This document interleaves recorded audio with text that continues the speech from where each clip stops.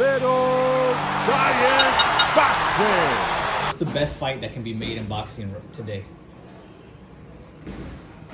Oh, I know.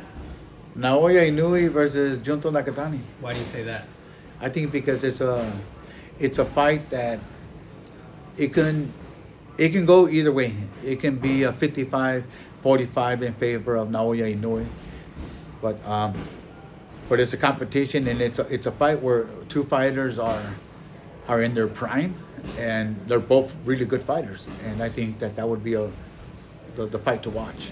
Well, why is Junto so dangerous for Naoya Inoue? For those who don't know, aside I think from the youth. Well, the fact that he's a three-time world champion as well, and he's left no doubt in every fight that he's ever had, and I think he's earned his position no different than Naoya Inoue, and Naoya Inoue, I believe, is a pound for pound number one in the world. I don't discredit Usyk or Crawford or anybody else. It's just that Inoue has beaten the best in his division, and he's consistently fighting. He fights more often than the other guys do. More activity for sure. Yes, exactly. How long have you been with Junto, for those who don't know? Well, Junto and I have been together since he was 15 years old. And How old is he now? he's now, what, 26, 27? I think he's 27 now. Yeah. 27. And yeah, well, it's been a hell of a ride. I think that, and I've said this before, and I'll say it again, he's the best fighter I've ever trained. Why? Because he dares to be great. I believe that he was good, really good before, and he's one of those fighters that comes to the gym. Every time he comes here, he comes to work and to be better. And that's how he gets better, obviously. Well, yeah, and the thing is that there's no the sky's the limit with him.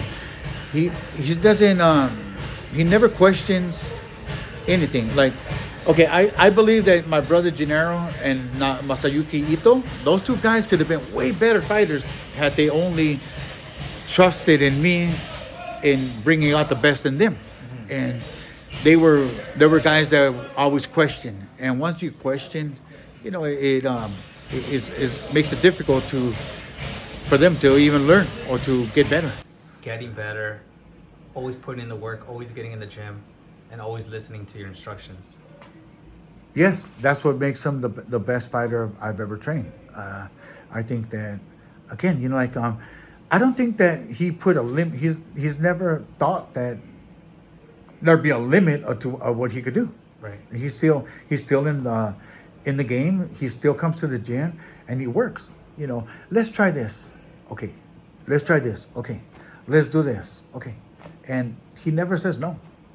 And if we bounce, okay, we're gonna bounce. We're gonna, And the thing is that everything that we do in the gym is for him to be better and to get, come fight time, he has options. Right. And that's why that's why I consider him to be the best fighter I've ever trained. And he's not even in his prime yet, right? He's 26 years old. So he's 27. 27. But I also believe that now he's he's 27 years old, and now it's coming to the moment now where he'll wake up a little. I believe that he's now going to be within, I don't know, weeks or months from now, where he's going to wake up in the morning and go, feel a little bit sore, and and that's part of nature.